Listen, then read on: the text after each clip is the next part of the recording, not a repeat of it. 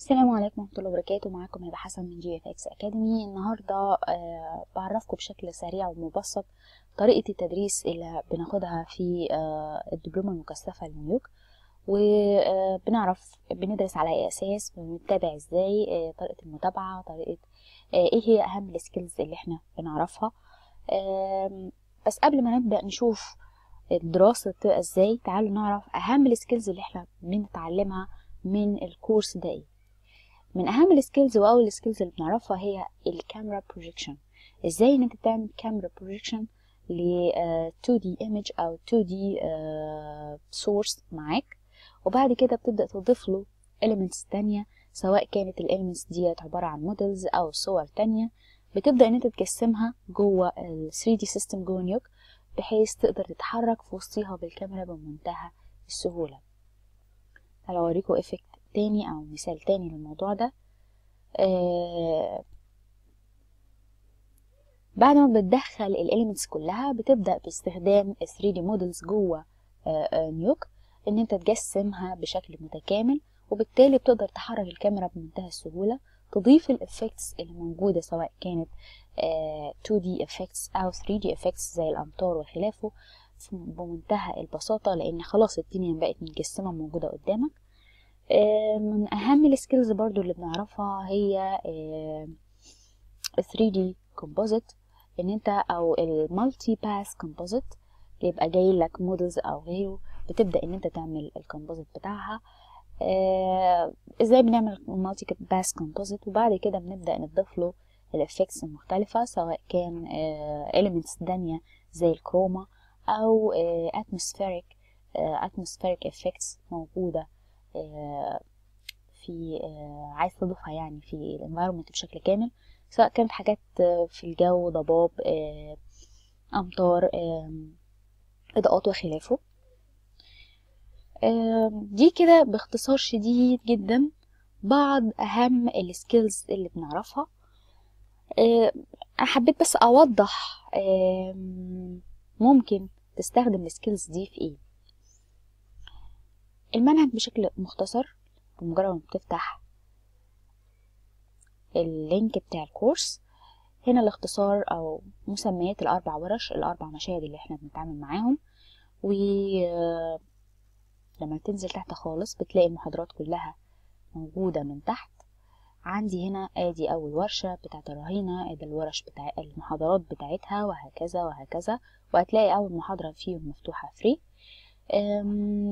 بمجرد ما تبدأ الكورس بتاعك بتدخل على start the course. على فكرة اللي احنا شايفينه ده عبارة عن صور من جوه المحاضرات نفسها ونتائج من جوه الكورس نفسه. لما بتدخل على start the course طبعا بتكون ربطت الكورس بتاعك باسمك بالاكونت بتاعك، بيطلب منك صورة الايصال، وبيطلب منك بيانات معينة تأكد ان انت منضم للكورس. بعمل ليها accept، وبكده بتتفتح لك المحاضرات. الكلام ده كله بيجيلك بالتفصيل بمجرد شرائك للكورس.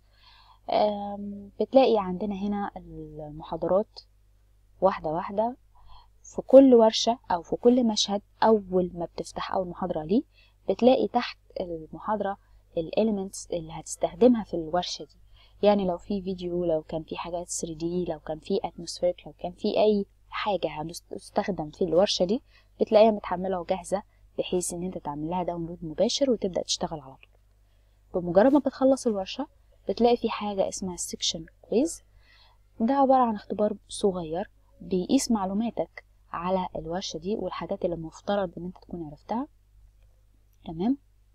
بعد ما بتخلصها بيجيلي نتيجة الاختبار دوت، واعمل لك عليه ابروف. لازم تكون معدي من الاختبار دوت 85% عشان تدخل على البارت اللي بعديه. الطريقة دي او التكنيك ده يعني من اشهر التكنيكس المعروفة لقياس مدى فهمك في كل بارت، لان كل واحد من دول بيعتمد على اللي قبله.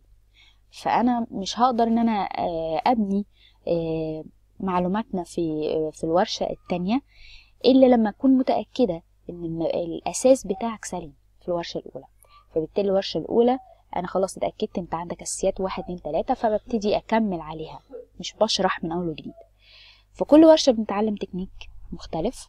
ففي الورشة التانية ديت مثلا بنتعلم فيها ريموفينج، ازاي تعمل ريموفينج للأوبجكت بتاعك، ازاي تعمل ان المشهد بتاعك بعد ما اخدت شوت معين وعملت كاميرا تراكنج وشلت كل حاجة، وتبدأ ان انت تضيف عليها مودلز جايالك من 3D سيستم زي مايا مثلا، وبتبدأ تتعامل معاها لغاية ما تعمل الفاينل كومبوزيت بتاعك.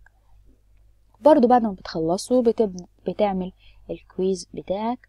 الكلام ده بيفضل لغاية ما تخلص الأربع مشاريع أو الأربع مشاهد اللي بنبدأ نتعامل معاهم في الدبلومة بتاعتنا. وانت شغال التطبيقات والأسئلة والاستفسارات بنتابعها مع بعض على موقع الدعم.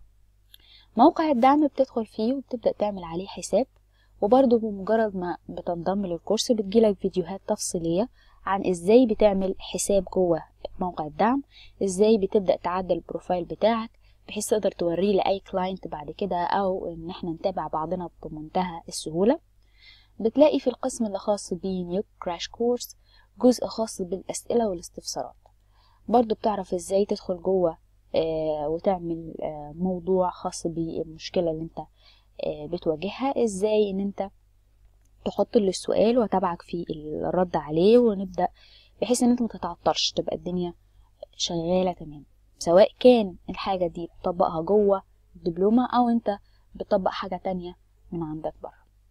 بعد ما بتخلص تطبيقاتك وبتبدأ تحط لي نتيجة البروجكت بالكامل جوه projects and application. بنحط الابليكيشن على بعضيه او الفيديو اللي بتنتهي بيه اللي هو الشريط بتاعك، وده بداية عمل الشريط بتاعنا بتبقى بعد ما بتكون خلصت خالص الأربع ورش. طبعا الكلام ده بيبقى الكلام الأساسي، بمعنى ان بعد يعني بيبقى فيه تحديث أول بأول على الورشة أو على الدبلومة بشكل كامل. فغير ان احنا بناخد الأربع ورش الأساسية، بيبقى فيه كورسات جديدة بس دي حصرية للطلبة دول بس بعد ما بتخلص الأربع ورش الأول وتسلمني التطبيقات بتاعتها وتبدأ في الجديد. أنا عندي مثلا ورشة زي Welcome to Nuke Studio بتعرف من خلالها التعامل مع نيوك ستوديو بشكل تفصيلي، سواء ازاي تخصصها بالجهاز بتاعك بحيث جهازك يبقى سريع مع البرنامج، والتفاصيل دي كلها بتعرفها من نيوك ستوديو الانترودكشن بتاعها، ايه محتوى الكورس ده. وفي برضو كورسين تانيين جايين بعد كده برضو حصرية طلبة الدبلومة، بحيث انها تكون بالنسبة لهم هم فري. طبعا دي الناس اللي كملت الاساس في الاول عشان تعرف تبني عليه. بعد ما بتخلص وبتسلمني نتيجة الشوري النهائي بتاعك، بتبدأ تستلم الشهادة على حسب السكور بتاع الاختبارات بتاعتك وحسب الشوري اللي بتسلمهولي في النهاية. وأحسن الشوريلز اللي موجودة بنبدأ ان احنا ننشرها عندنا على الصفحات التابعة للأكاديمية. وأنا كده حاولت ان انا ألم الفكرة كلها في ازاي بتم الدراسة، ازاي بتقدر تتابع محاضراتك وتعمل بوست للمشاكل اللي بتواجهك، النتائج اللي عندك وخلافه. الكلام ده كله بتبقى خلال فترة المتابعة. أتمنى تكون الصورة وضحت، وأي أسئلة واستفسارات لسه برضو مش واضحة ياريت تشرفوني على الإيفنت، والإيفنت هنلاقيه في الفيس. تمام. أي استفسارات خاصة بالمحتوى خاصة بأي شيء الرد عليها هيبقى بشكل مباشر. شكرا. والسلام عليكم.